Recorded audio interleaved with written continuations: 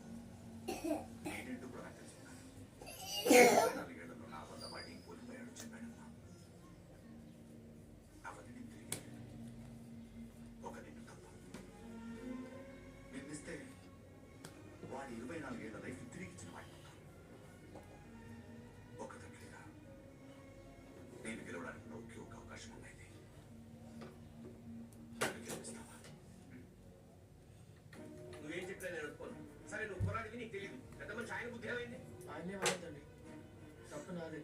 అందుకే నేను వచ్చాను. నేను చెప్పేది వినండి ప్లీజ్. ఏం చెప్తావా? గొంతు కోసా నొప్పిలో ఉంటే బాధపడకపోనే.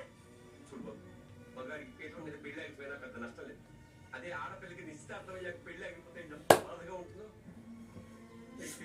అంకుల్, మీరు పెళ్లికి ముందు జరిగిన నిశ్చితార్థం గురించి ఆలోచిస్తున్నాను. నేను పెళ్లి తర్వాత జీవితం గురించి మాట్లాడుతున్నాను.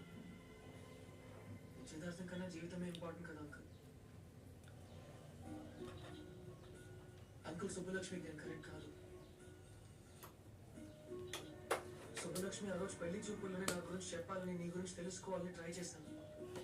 కానీ నువ్వు మాటకు ముందో నాన్నగారు, తర్వాత నాన్నగారు తగిలించి మాట్లాడుతుంటే నువ్వు కూడా నాలాగే పెరిగావని అనిపించింది. ఈ పెళ్లి అయితే మన ఇద్దరు హ్యాపీగా ఉండలేమనిపించింది. ఇది ఆ రోజే చెప్పాలి. ఇంత లేట్గా చెప్పడం తప్పే.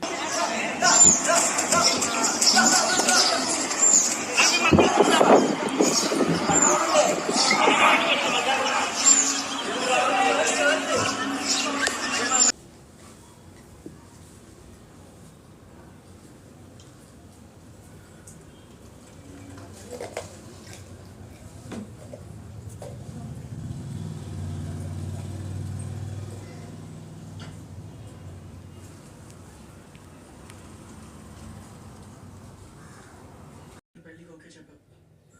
ఈరోజు నా గురించి నేనే చెప్తున్నాను. ఇప్పుడు కూడా ఓకే చెప్తావా? అదేం చెప్తున్నా ఈ చిన్నపిల్ల? అసలు నాకేం తెలుసని చెప్తాను నాన్న.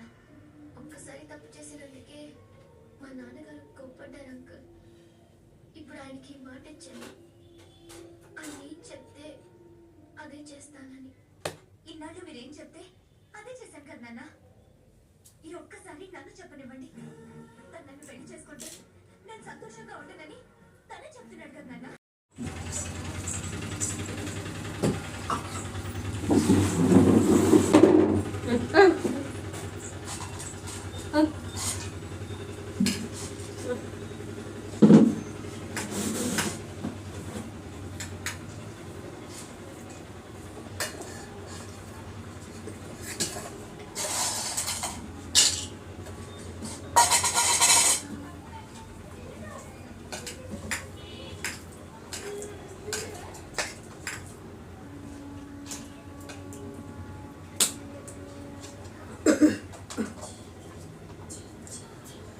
ఏంటి నాన్న? వద్దు నాన్న, నాకు ఈ పెళ్ళి వద్దు. అయినా తను వద్దంటే నాకు ఇంక పెళ్ళి అవ్వదా?